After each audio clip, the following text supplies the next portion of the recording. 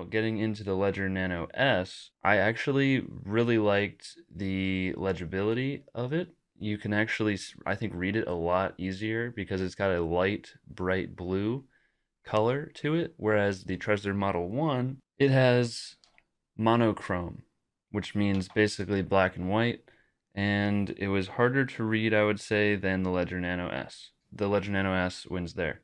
Now, price-wise, which one is better? Well, this goes for just under $60.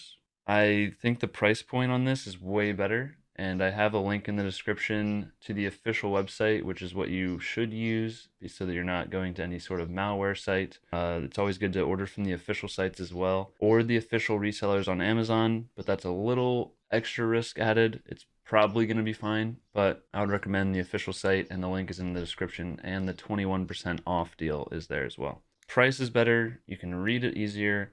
I would say the setup process was actually even better on the Ledger as well. When using the Ledger Live app, whenever going through the menus and explaining what's happening, I actually felt like I was learning along with it, not trying to just click through everything. I actually felt like they explained it super well for even the most novice of users, and it really helped you understand, oh, why do I have seed words, and how's that relate to the hardware device? Like, do I just need the hardware device and no seed words? And they explain, of course, you need the seed words and the hardware device, and how it all interacts, and what's a cold and a hot wallet.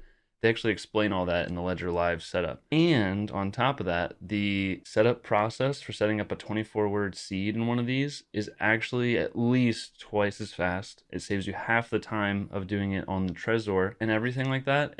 It's much faster because of the way that they set up for checking if your seed words are correct. You go through a small list of potential correct words for each slot, and then you confirm it, which is way, way, way faster than the way they have you do it on the Trezor, which is you clicking different blocks on the screen while looking at what potential starting letters are on this screen, and it's a mess. Now, after initial setup, both of these interact with the blockchain and through MetaMask super easily. It's just that getting the private key into the device takes a bit longer during setup, in my opinion.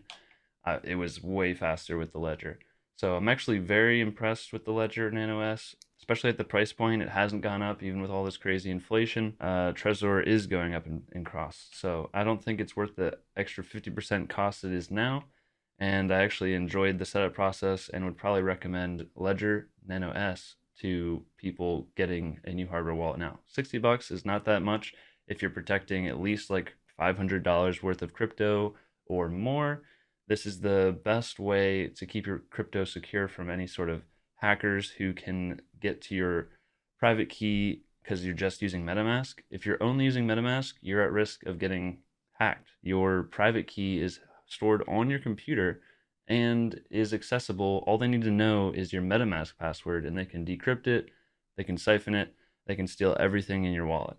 But if you have your private key in a hardware device, either one, then it's never online, but you're able to actually still move your coins nice and seamlessly. I was able to confirm that you can, in fact, do everything you need to do on the pulse chain and on any other testnet that's Ethereum based. You can do all of that